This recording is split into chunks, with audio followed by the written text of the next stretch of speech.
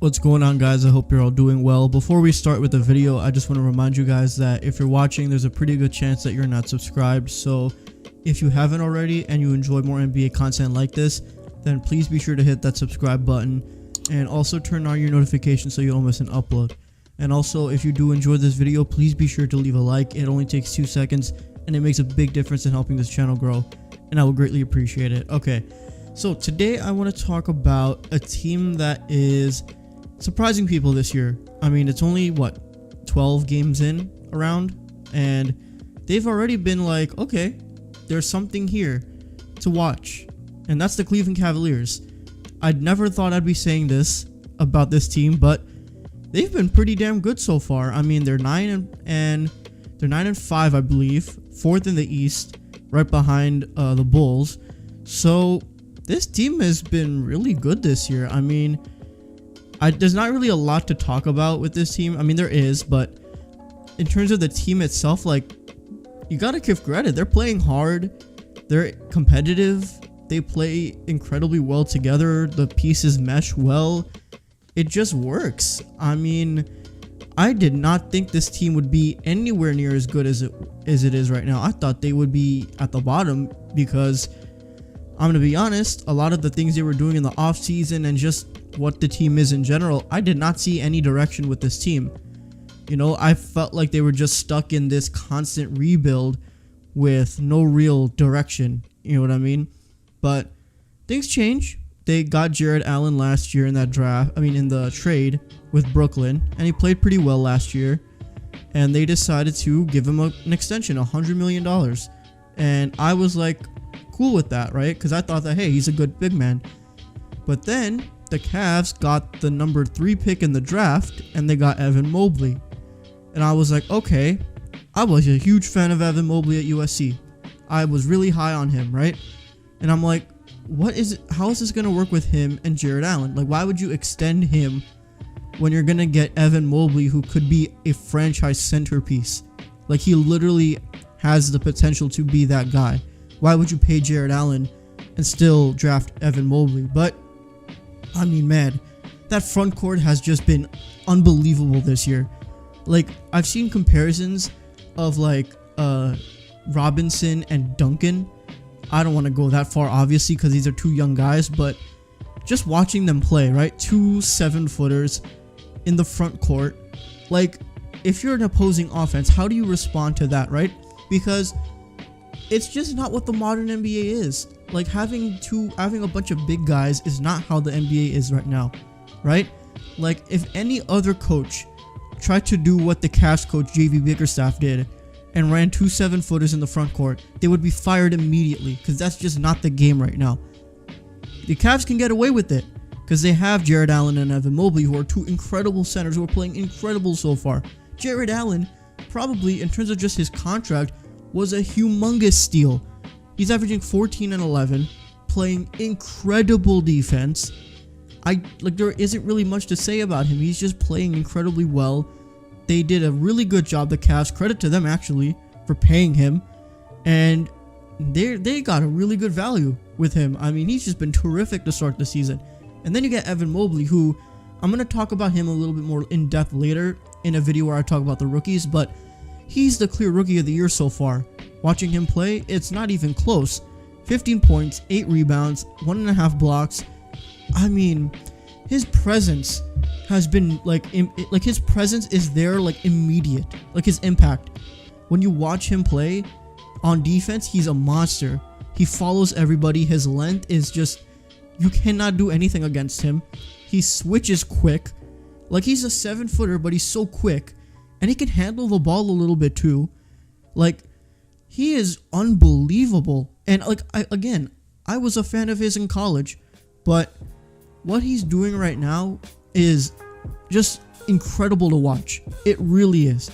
Like, this front court duo that they have right now is amazing. The way that these two guys can just switch on defense, and offenses have like no idea what to do because they have to pay attention to 2 7-footers on the other side of the court. Like, it's scary what that could do. You know what I mean? And this kid Mobley, man, I'm such a fan of his, man. He's only 20. And the impact he has on this team is already huge. So, of course, it makes me more excited about his potential growth in the future. But yeah, this front court is working really well. Another thing that's going really well with this Cavs team, other than overall their defense and rebounding, those are the two things that have made them so good so far.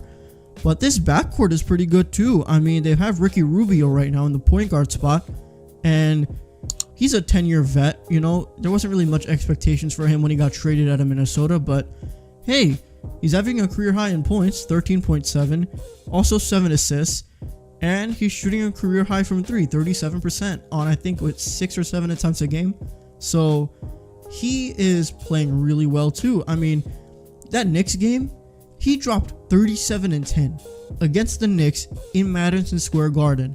Like, what is it about Madison Square Garden where everyone just decides to go ballistic in that place? Steph went crazy that one time. Kobe dropped 60 one time. Jeremy Lin's sanity happened there. And now Ricky Rubio dropping 37 and 10 and hitting like 7 threes or whatever.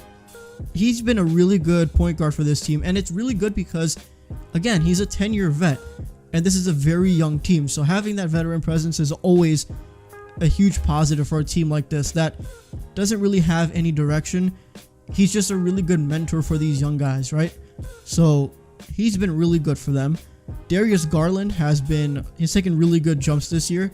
You could see the improvement last year too, where he was really good, but this year he's getting even better. I mean, 17 points, 7 assists, 40% from 3.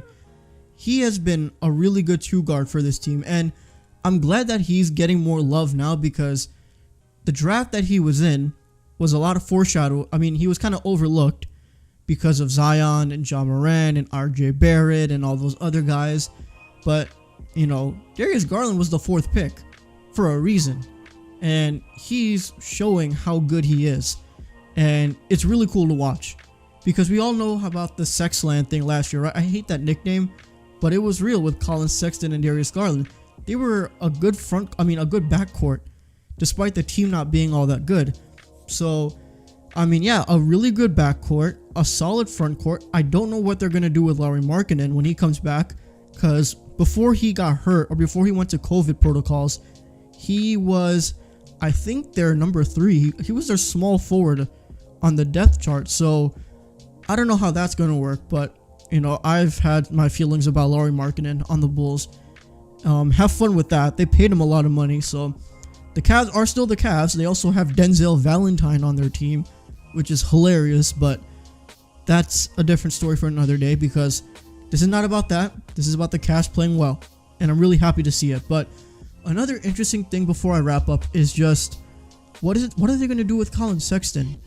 Like, when I think about it, and it's very clear that he the situation was just not good. The relationship wasn't really good with Cleveland, and I feel like, I mean, they're in this weird situation where they don't want to pay him because he's not good enough to be a max guy, like $100 million or whatever, but he is still talented enough where you don't just want to let him walk, right? Like, I thought that they would have done a sign and trade in the offseason and he would have gone somewhere, right? I don't know where, but I thought it would have happened, but they didn't do anything in the offseason, and he's out right now with an injury, and I'm sure that when he comes back, he'll probably be the starter with Garland in the backcourt, but I don't know. The situation with him is that's still one thing that I'm like, I don't know how that's going to work because the relationship is rocky, and he's a talented kid, but again, there are clear issues with him and his like temperament or whatever. He said some stuff off the court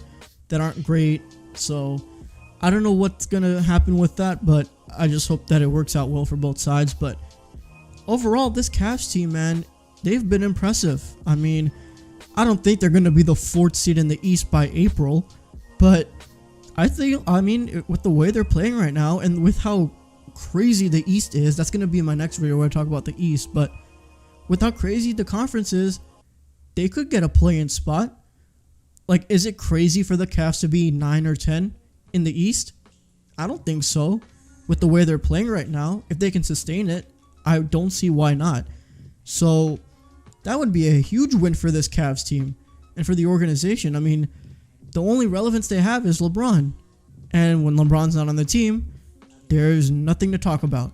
So at least with this team and at least with this squad, they have pieces that are intriguing and they're playing well together and the team is winning. So we'll see how this goes with the entire regular season. But so far, I'm a fan. I really am. They've been really impressing me so far. All right, I'm going over the limit. All right, I'm going to wrap it up here. Thank you guys so much for watching this video. If you did enjoy, please be sure to leave a like and comment down below your thoughts about this Mavericks team. I said Mavericks team, sorry. This Cavaliers team. And what do you think are the expectations for them this season? Let me know in the comments. And if you haven't already, please be sure to subscribe for more NBA content like this.